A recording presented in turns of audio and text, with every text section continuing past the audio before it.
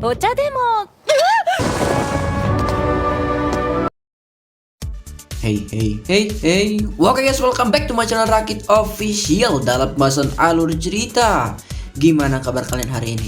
Udah siap dengerin ocehan meme di pembahasan Sang Raja Iblis? Ya udah, nggak perlu berlama-lama lagi, kita langsung saja masuk. Tapi sebelumnya Mimin saranin siapin kacang, seduh kopi, sendirin badan, dan berangkat!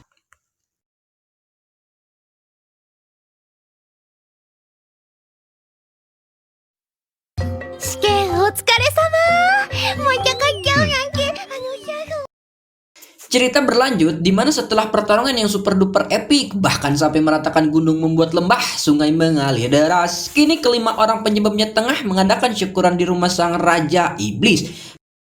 Berkat adanya pertarungan itu, membuat kedua sejati yang tadinya hanya tahu nama tanpa saling mengenal, menjadi dekat seperti sepasang kekasih yang sedang kasmaran. Mimin mau minta maaf karena ternyata Mimin salah bicara nama Rey. Yang benar itu Lei, bukan Rey. Tapi karena lebih enak dipanggil Rey, kita gunain nama itu aja, oke?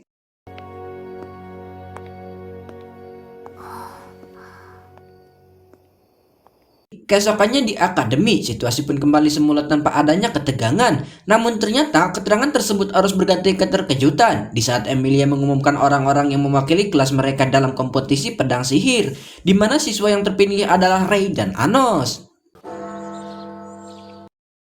Anos tengah bertanya-tanya alasan para tetua memilihnya, disebabkan yang dirinya ketahui kalau para bangsawan tidak menyukai murid berdarah campuran. Namun mengapa kali ini para bangsawan itu malah memilih dirinya? Di saat tengah asik dalam pemikirannya, Sang Raja Iblis itu harus dikejutkan oleh kedatangan Misa. Yang dimana Misa memberikan sebuah pesan kalau salah satu dari 7 kaisar iblis sedang berada di menara mereka. Mendengar apa yang Misa sampaikan tentu membuat Anos setuju untuk berjumpa dengan salah satu bawahannya.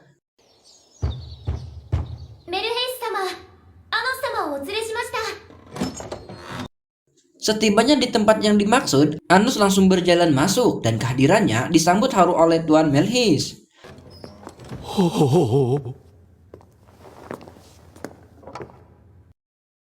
Anos sempat menanyakan mengenai Melhis yang dapat mengingat siapa dirinya, sebab situasi yang Anos ketahui adalah semua bawahannya mengalami kehilangan ingatan 2000 tahun silam. Melhis menceritakan alasan dirinya dapat mengingat pemuda di hadapannya. Selain mendengarkan Melhis yang memberikan jawaban mengenai salah satu alasannya tidak melupakan Anos dikarenakan asal muasalnya, Anos juga memberikan pertanyaan tentang tragedi 2000 tahun silam. お命と引き換えに壁を築かれたすぐ後のことでございます。記憶を奪われたわしは気がつけば Di mana tepat setelah Anos yang mengorbankan nyawanya untuk membangun sebuah dinding, ingatan yang dimilikinya tiba-tiba saja menghilang, dan setelahnya tersadar di dalam sebuah hutan roh agung. Melhis menghabiskan 100 tahun untuk bisa kembali ke Dilhead. Setelah mendengarkan secara sesama kisah perjalanan bawahannya itu, Anos pun kembali mengajukan beberapa pertanyaan. Tadaima. おかえり。どうした 作った。 Bagaikan seorang suami yang disambut pulang oleh seorang istri, Misha menyambut kepulangan Anos dengan menyediakan makan malam. Layaknya keluarga yang berbahagia dengan Misha yang menjadi menantu keluarga kecil itu.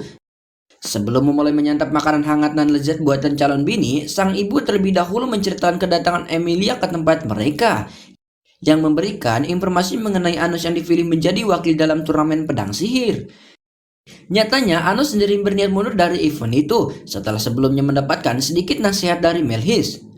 Namun setelah menyaksikan kegembiraan wanita yang sudah melahirkannya dan dukungan yang diperlihatkannya, pada akhirnya Anos pun menyetujui untuk melanjutkannya.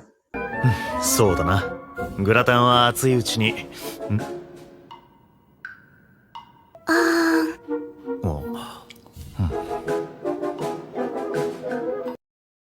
Untuk membalas kebaikan Misha karena sudah membuatkan dirinya makan malam, pemuda tampan itu menanyakan keinginan Misha. Namun setelah menyaksikan kebingungan yang menyerang Misha, Anos pun mengusulkan untuk pergi ke tempat yang diinginkan calon bininya.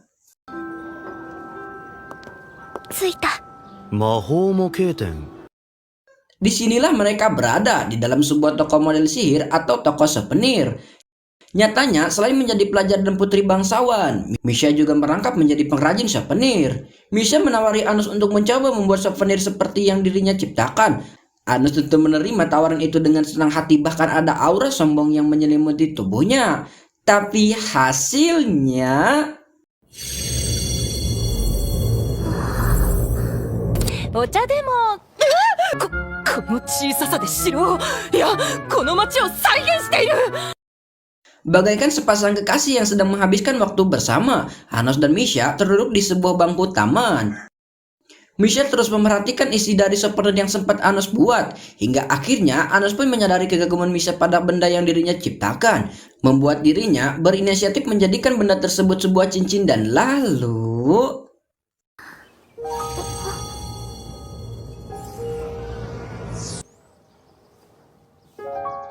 これお前にやろ Di saat tengah berbincang, fokus yang dimiliki Misha tiba-tiba saja teralihkan kepada sebuah tempat penitipan kucing yang secara kebetulan terdapat bawahan Anos yang menyamar sebagai hewan lucu menggemaskan. いいのアノスの用事 Ivis menyamar sebagai musuh dari Jerry, memberikan beberapa informasi yang dirinya dapat, di mana salah satu informasi menuju ke salah satu rumah sakit. う。では引き続きメルヘイスと魔剣大会についても探れ。御意。 Di saat tengah memantau bangunan megah di balik jeruji besi, keduanya harus dikejutkan dengan kemunculan Rei yang bertujuan menjenguk sang ibu. アノスちゃんはここで魔王様になるための勉強をしてるのね ああ。 Hari di mana pertarungan pedang sihir pun tiba, dihadiri beribu pasang mata yang menginginkan sebuah tontonan menarik dari benda tipis yang saling berbenturan. Sebelum memasuki bangunan, Anos terlebih dahulu menemui Ivis yang menyampaikan kalau alasan para tetua memilih Anos untuk mengikuti pertarungan dikarenakan supaya Anos masuk ke dalam perangkap yang telah mereka susun. Bukannya mundur, Anos sendiri malah merasa tertantang dengan rencana musuhnya tersebut, hingga ia pun berniat sedikit bermain-main. いきなり来たぞ。前大会の覇者ディルヘイドの最強決。なんだが Bersambung. Gak perlu basa-basi lagi untuk menceritakan setelahnya, dikarenakan akan dibahas di video selanjutnya. Sampai jumpa hari-hari berikutnya. Jaga kesehatan kalian, ajakin jajan, kasih perhatian, dan see you, bye-bye.